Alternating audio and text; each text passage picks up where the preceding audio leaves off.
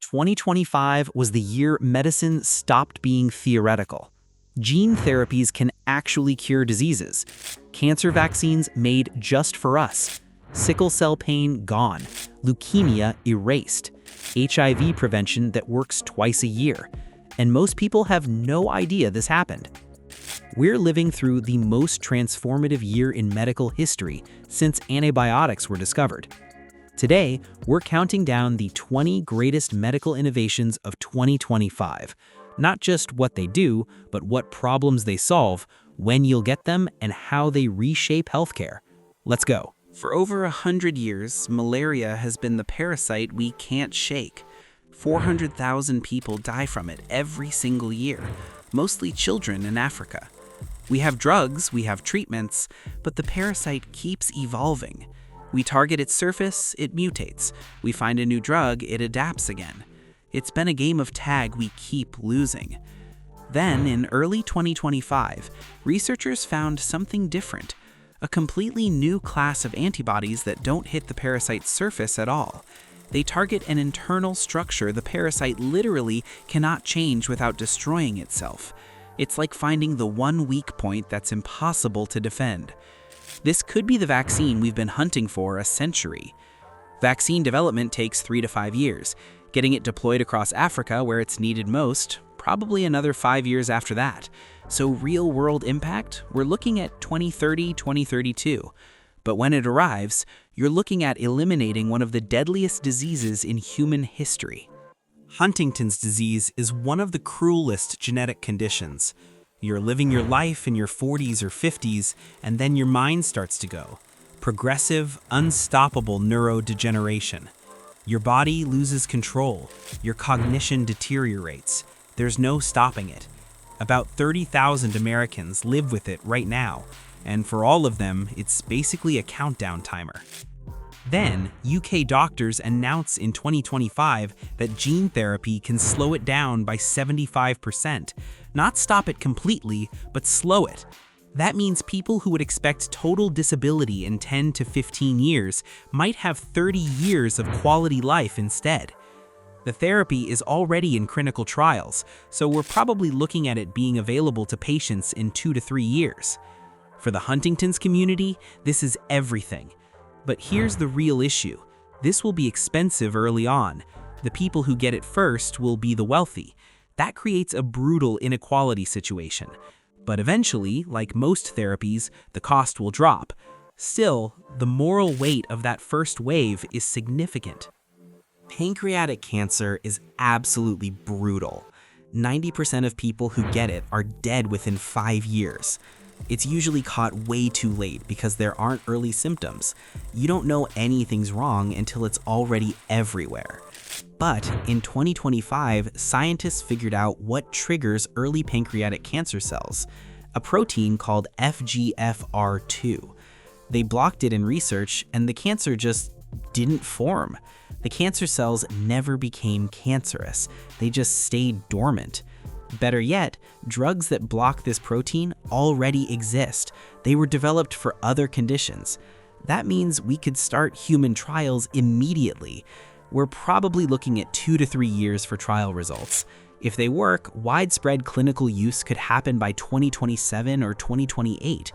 Instead of pancreatic cancer being almost universally fatal, it becomes preventable for people at high risk. The concern: insurance companies and employers will start genetic screening. They'll know who's at risk before symptoms appear. That creates privacy and discrimination issues we haven't fully worked through yet. But the medical upside is enormous. Radiologists miss things. We all accept that. Sometimes up to 30% of cancers are missed on initial scans. A tumor's there, but the human eye doesn't catch it. Or worse, a doctor reads it wrong. 1 billion scans is a lot of pattern data. British researchers just mapped the entire human body in unprecedented detail using 1 billion medical scans from 100,000 volunteers. Now imagine training an AI on all of that. An AI that's seen every normal variation, every healthy organ, every tissue pattern. Now it's looking for what doesn't fit. Early tests show this AI catches disease patterns radiologists miss. It's faster and more consistent. Hospitals are testing it now. Standard adoption, probably 2 to 3 years. The real impact is that doctors get an AI co-pilot that catches things earlier when diseases are still treatable. But here's what changes. Radiologists' jobs get disrupted. Some disappear entirely. Also, all those scans are now in an AI database. Patient privacy becomes a real concern. Still, from a pure medical standpoint, this saves lives. Every year, about 1 million people die waiting for an organ transplant. 1 million. Organ rejection is one of the biggest problems because blood type and tissue compatibility matters so much. Wait lists are years long. Families wait helplessly. Scientists just converted a donor kidney to universal blood type using an enzyme treatment. They tested it on a living human. It worked. If you can make organs universal blood type, organ matching becomes way simpler. Wait lists shrink dramatically. Clinical trials are starting now, 2 to 3 years from meaningful data. Widespread adoption in hospitals, 4 to 5 years. But when this becomes standard, thousands of people every year who would have died waiting suddenly get organs. Their lives continue. This is pure life-saving innovation with almost no downside. It just works. 80% of women go through severe menopausal symptoms, hot flashes that wake you up constantly, night sweats, mood swings that impact your entire quality of life. Hormone replacement therapy works great, but it carries risks, blood clots, cancer, so most women can't safely take it. Scientists developed a treatment that doesn't use hormones but actually works. It's available now or next year. Just like that, millions of women get their quality of life back without medical risks. Most genetic diseases aren't caught until symptoms show up. By then, it's already manifesting in your body. Parents don't know if their kids carry dangerous mutations until it's too late to do anything about it proactively. Harvard created an AI called PopEve that analyzes genetic variants and predicts which ones will cause severe disease. Not guess, predict based on massive data sets. Genetic counseling becomes faster and more accurate. Parents can make informed decisions earlier. Hospitals are testing it now, 2 to 3 years before it becomes standard in genetic counseling. But the downside is real: genetic discrimination. If insurance companies and employers know your genetic risks, what happens to your coverage, your job prospects? These are the ethical minefields we're entering. Sickle cell disease is a genetic nightmare. Red blood cells shaped like sickles instead of discs. They clog blood vessels, severe pain episodes, organ damage, shortened lifespan. Over 100,000 Americans live with it, mostly Black communities who've been historically overlooked by medicine. Then, in 2025, gene therapy crossed into reality. Clinical trials showed 90% reduction in vaso-occlusive crises, the severe pain episodes that define the disease.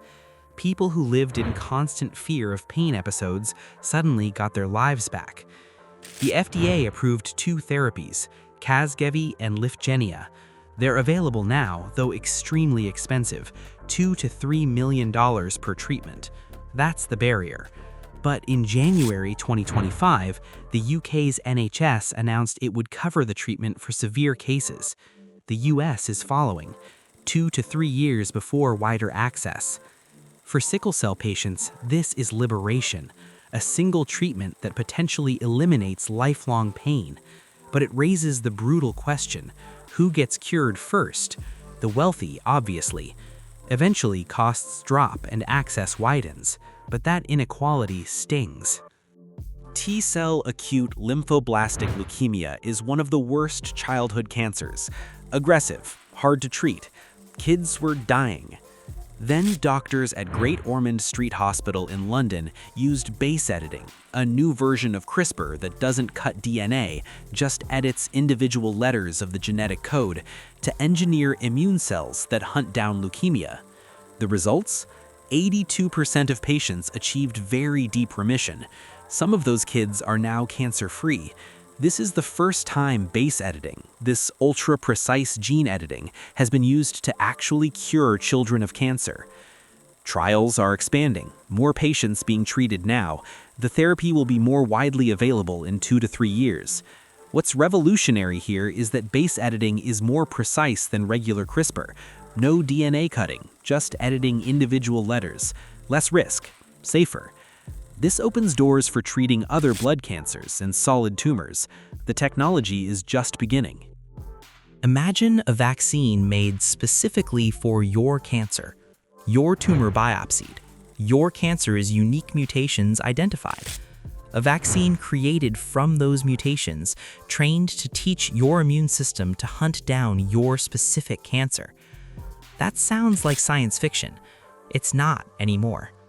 Moderna and BioNTech led the way in 2025 with personalized mRNA cancer vaccines.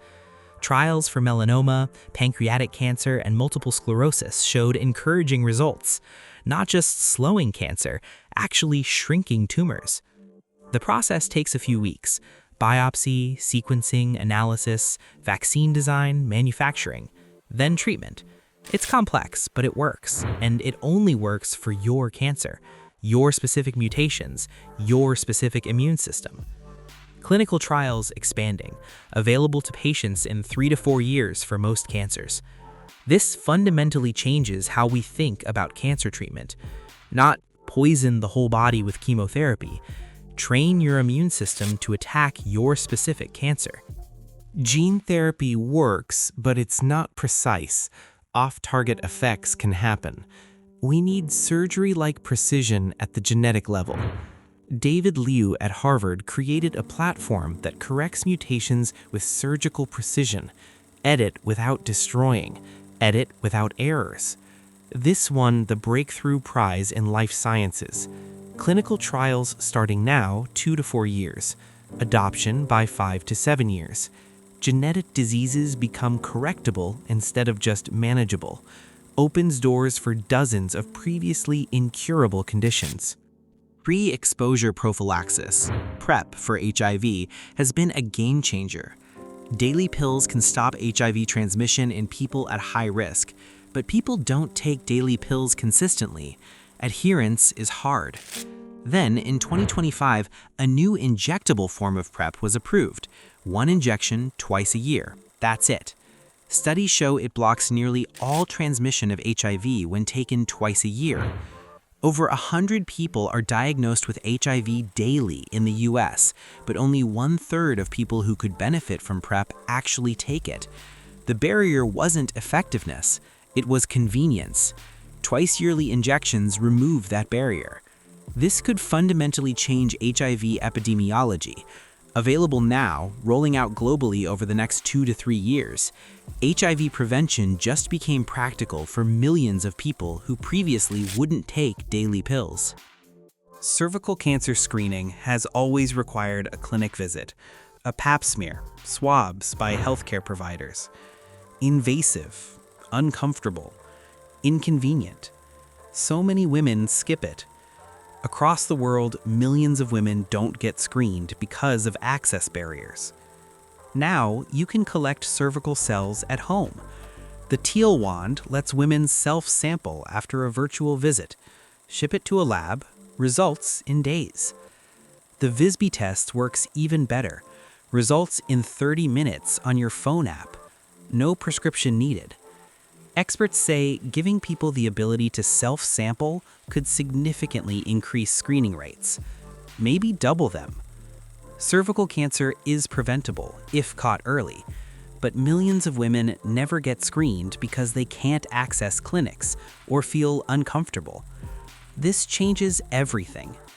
Available now. Global rollout happening in 2025 and 2026. The VISB test also screens for gonorrhea and chlamydia. Same device, same 30-minute home result. This is democratized sexual health screening. In 2024, the first personalized CRISPR treatment was created for an infant, a bespoke gene therapy designed specifically for one child with a rare, until now untreatable genetic disease. developed and delivered in just 6 months. Then in 2025, this became the new normal. Physicians and scientists can now create on-demand gene editing therapies, identify the genetic problem, design the CRISPR therapy, administer it, all within months instead of years. This sets precedent for a regulatory pathway for rapid approval of platform therapies. It paves the way for a future where genetic diseases stop being life sentences. You get diagnosed, they design your therapy, you get treated. Real-world impact: 2 to 4 years before this becomes standard for rare genetic diseases. But when it does, children born with genetic conditions that were previously untreatable suddenly have hope.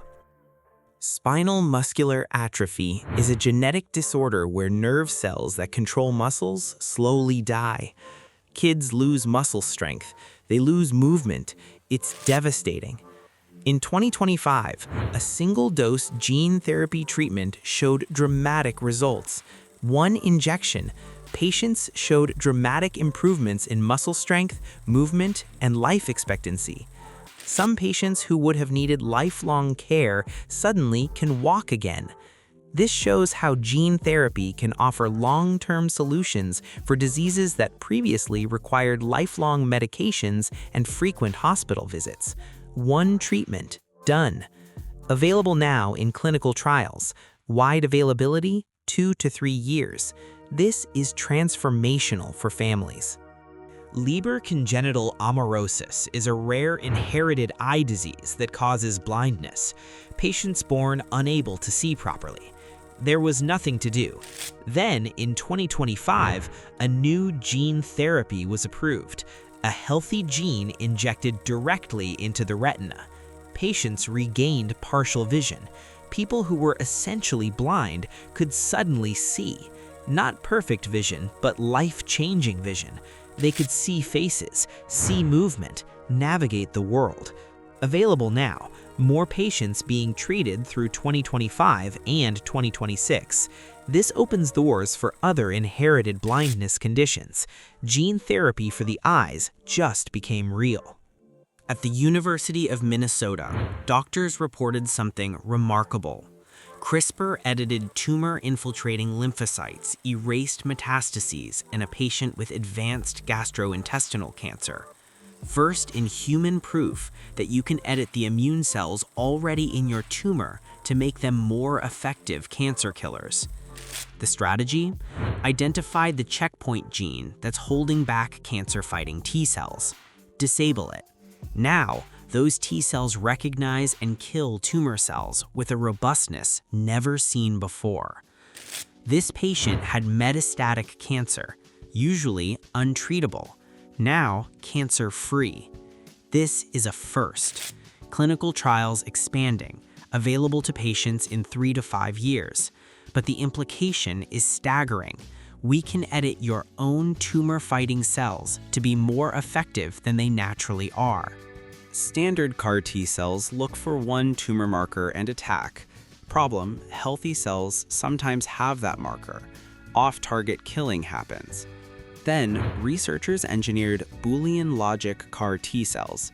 They activate only when detecting multiple tumor markers simultaneously. Think of it like a security system with 2 key cards needed. Both have to scan. If only one marker is present, the CAR T cell stays inactive. This dramatically reduces damage to healthy tissue. Trials beginning now, 2 to 4 years for wider availability. This makes CAR T therapy safer for solid tumors where collateral damage is a huge problem. Traditional CAR T cells take weeks to make. Remove cells from the patient, edit them, multiply them, put them back. If manufacturing fails, the patient might die waiting. Also, it's expensive. Only a few facilities can do it. Allogeneic CAR T therapy changes this. Use healthy donor cells, edit them, bank them, ready to go, off the shelf. No waiting, no personalized manufacturing delays. Clinical trials in 2025 show allogeneic CAR T cells are safe and effective, comparable to traditional autologous CAR T, but faster, cheaper, more accessible. Available to patients in 2 to 3 years, this democratizes CAR T therapy. Hospitals that couldn't afford autologous CAR T suddenly can offer allogeneic. Cancer care becomes more equitable. Genetic diseases are life sentences. Huntington's, cystic fibrosis, sickle cell, hemophilia, blindness, muscular atrophy, leukemia, thousands of others. Gene therapy has been promised for decades. It never delivered at scale. Until now. 2025 is the year gene therapy crossed over from hope to reality. We can slow Huntington's, cure sickle cell pain, erase leukemia, restore sight, fix muscular disease, correct genetic mutations. It's not theoretical anymore. It's happening. Available to patients in 2 to 4 years, mainstream treatment within 5 to 10 years. Genetic diseases stop being life sentences. Parents can prevent passing on inherited conditions. We enter the era of precision medicine where treatment is tailored to your specific genetics. The cost will be enormous initially. Rich countries and rich people get access first. That creates harsh inequality. But eventually, like all therapies, the cost drops. Still, the moral weight is significant, but the upside is staggering. We're literally rewriting human genetics. 2025 didn't just give us new treatments. It gave us cures for problems that have defined human suffering for centuries. Sickle cell pain, childhood leukemia, blindness, Huntington's, organ shortage, HIV, genetic disease after genetic disease. We have solutions now, most within reach in 2 to 5 years. Some are available right now. These aren't distant future promises. They're actually happening. Which one would change your life? Which disease hits closest to home?